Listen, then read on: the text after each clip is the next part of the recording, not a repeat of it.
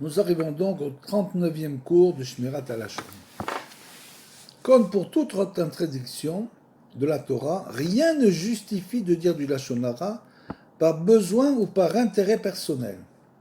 Le juif doit être prêt à renoncer à son confort, sa position sociale ou même son gagne-pain plutôt que de transgresser une loi de la Torah.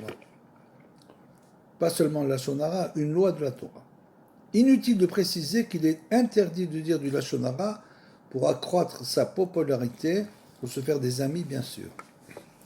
On ne doit pas céder à la pression de l'entourage ou se laisser aller au commérage, pas plus qu'on accepterait de renoncer à des principes de cache-route à cause d'une pression de ce genre.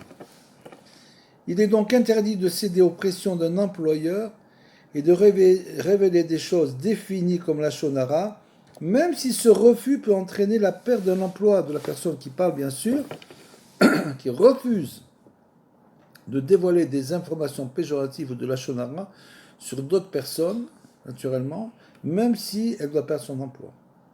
De même, l'obligation d'honorer père et mère ne justifie pas le Lashon Hara, comme c'est écrit dans la Torah, que après la mitzvah du Shabbat, bien justement, tu honoreras ton père et ta mère. Pourquoi?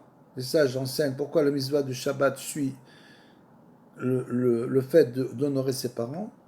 C'est parce que si tu dois les honorer dans tous les cas, mais si tes parents te disent ne fais pas le Shabbat, alors à ce moment-là, tu ne les écoutes pas. C'est-à-dire que bien sûr, on ne doit pas écouter ses parents en aucun cas, de transgresser aucune mitzvah, aucun interdit, que ce soit Minatora ou même des Rabbanan. Et donc, si les parents demandent qu'on leur apporte une information péjorative ou susceptible de causer du tort, il convient de refuser, avec tout le respect voulu, d'agréer à cette requête. Quiconque calomnie son prochain dans l'ombre, je l'anéantirai, comme c'est écrit dans les Teilim. Dans l'ombre, ça veut dire bien sûr en cachette, soi-disant, comme si Hachem n'était pas partout.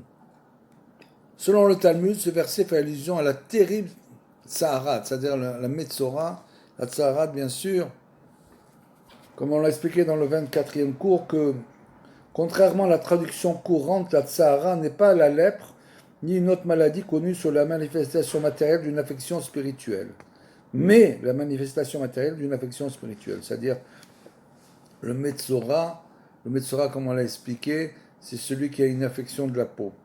Comme c'est écrit, il ne lit pas Metzora, cette affection de la peau, c'est la lèpre, mais Motzi Shemra, c'est-à-dire que celui qui fait un mauvais renom, qui fait du Motzi Shemra, c'est encore pire que le Lashon Hara.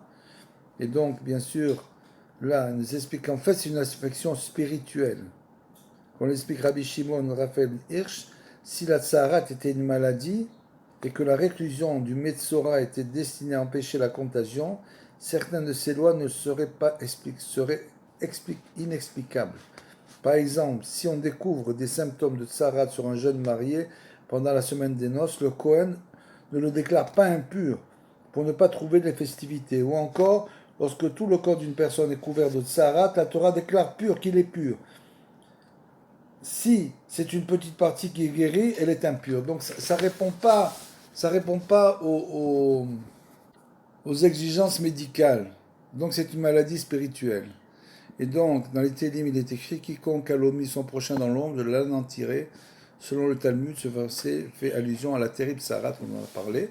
Resh Lakish dit que le terme Metzora, donc affligé de Tsaharat, est une contraction, comme on l'a dit précédemment, de Motzi Shemra, qui répond à la médisance.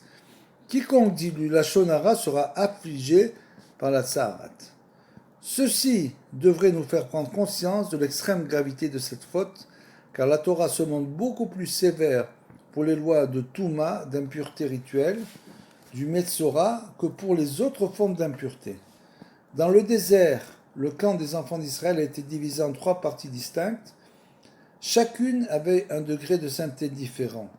Toutes les catégories d'impureté rituelle, de toutes les catégories d'impureté rituelle, seule la Tsaharat était interdite de séjour dans les 3 camps, comme le dit la Torah, il sera isolé hors du camp, il demeurera.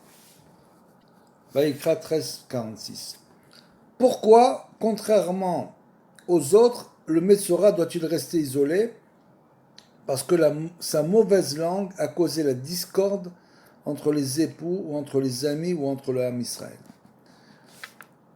Pourquoi, contrairement aux autres, la Metzora doit-il apporter 2 pigeons pour se purifier? Le Saint béni soit-il dit, sa faute a été le bavargeage interdit, qu'il apporte un sacrifice d'oiseau bavard.